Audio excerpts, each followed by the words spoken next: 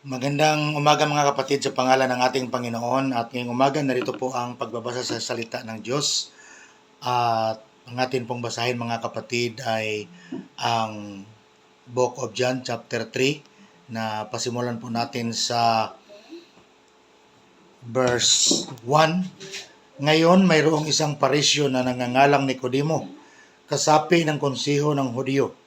Pumunta ang taong ito kay Jesus ng bandang gabi at sinabi niya, Rabi, alam namin ikaw ay isang guro galing sa Diyos dahil walang sino mang makagagawa ng mga tandang ito na ginawa mo maliban na nasa kanya ang Diyos.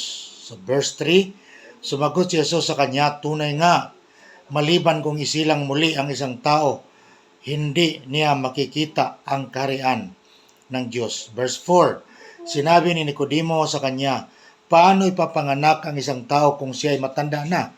Hindi na siya pwedeng pumasok sa pangalawang pagkakataon sa sinapupunan ng kanyang ina at ipanganak.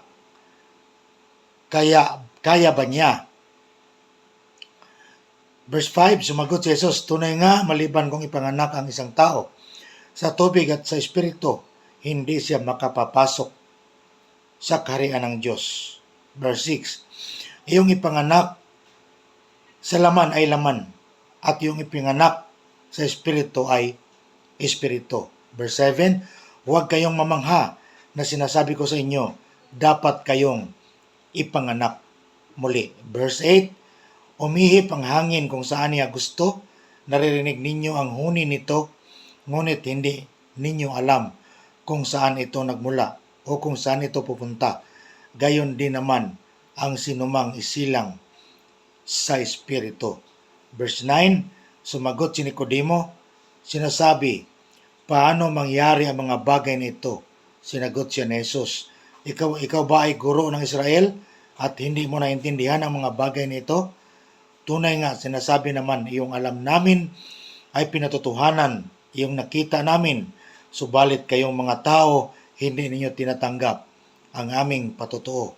Verse 12, kung sinabi ko sa iyo ang tungkol sa mga bagay na makalupa at hindi ka naniwala, paano ka maniniwala kung sasabihin ko sa iyo ang mga bagay na makalangit? Verse 13, walang sino mang umakyat sa langit maliban ang bumaba mula sa langit, ang anak ng tao. Verse 14, tulad ng pagtaas ni Moises ng ahas sa ilang, gayon din naman ang anak ng tao ay kailangang maitaas. Verse 15, upang ang lahat ng mana ng palataya sa kanya ay magkaroon ng buhay na walang hanggan. Dahil labis na inibig ng Diyos ang sangkatauhan, sa verse 16, dahil labis na inibig ng Diyos ang sangkatauhan, ibinigay niya ang kanyang natatangi at nag-iisang anak upang ang sinumang manalig sa kanya ay hindi mamatay, kundi magkakaroon ng buhay na walang hanggan. So ito po mga kapatid ang salita ng Diyos from verse 1 to 16. Ang 16 mga kapatid, ito po ay nagpapahiwatig sa dakilang pag-ibig ng ating Panginoon sa lahat ng tao na nabubuhay dito sa lupa. Nang sabi niya, sapagkat gayon na lamang ang pagsinta ng Diyos sa sanlibutan, binigay niya ang kanyang bugtong na anak upang sino man na mananampalataya dito ay hindi mapapahamak kundi magkaroon ng buhay na walang hanggan. So, dito po mga kapatid natin makikita na kung bakit ipinakita ng Diyos from verse 1 doon sa conversation nila ni Nicodemo na ayaw po ng Diyos na mapahamak po ang tao. Kaya nga kailangan po ang tao ipanganak muli. Yan po ang sinasabi po ng banal na kasulatan upang tayo po ay magkaroon po ng buhay na walang hanggan sa pamamagitan po ng ating pananampalataya. So kung tayo po ay sumasampalataya sa ating Panginoong Hesus, tayo po ay tatanggap sa Kanya sa pamamagitan po ng sabi natin na isilang tayo muli mga kapatid sa pamamagitan po ng Espiritu. Sabi ng Panginoon, huwag kayong mamangha dahil ang ipinanganak sa laman ay laman nga, ang ipinanganak sa Espiritu ay Espiritu nga. So, Dito po natin makikita mga kapatid kung bakit ayaw ng Panginoon na tayo po ay maligtas, kung kaya ibinigay niya na kailangan ang tao ay ipanganak muli, sapagkat mahal na mahal ng Diyos ang tao mga kapatid, at ayaw niya na ito ay mapahamak. Kaya lahat po na sumasampalataya ay magkaroon po ng buhay, pero kailangan po dumaan po sa proseso mga kapatid na siya po ay panganak muli, upang sa gayon ay matanggap po niya, matamo po niya ang buhay na walang hanggan. So, ganito po ang sinasabi ng ating Panginoon, dahil ayaw po niya na ang tao mga kapatid ay mapahamak. Kailangan niyang sumampalataya sa ating Panginoon.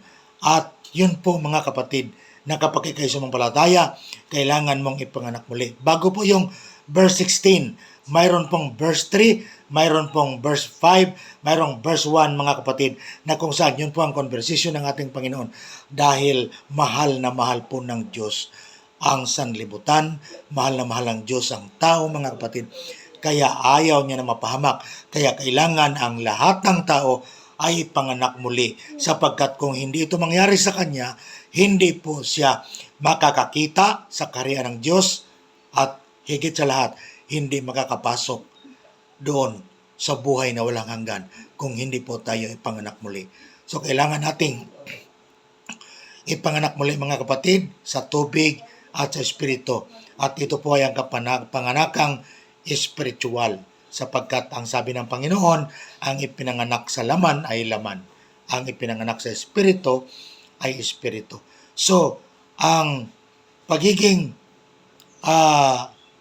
kapanganakan muli mga kapatid sa espiritu, ito po ay spiritual na pamamaraan ayon po mga kapatid sa banal na kasulatan. Una, kailangan natin ipanganak muli at sa pamamagitan po ng tubig mga kapatid.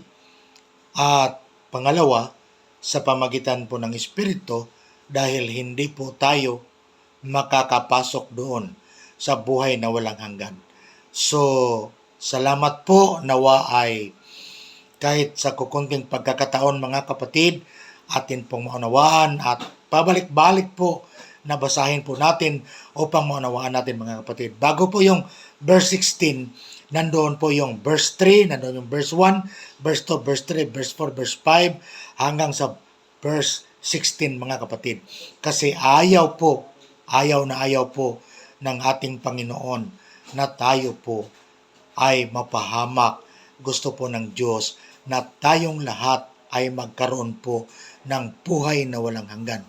At ang buhay na walang hanggan na yan mga kapatid ay masusumpungan lang po natin sa ating Panginoong Hesukristo. So magandang umaga, nawa ang pagpapala ng Panginoon ay sumasa ating lahat.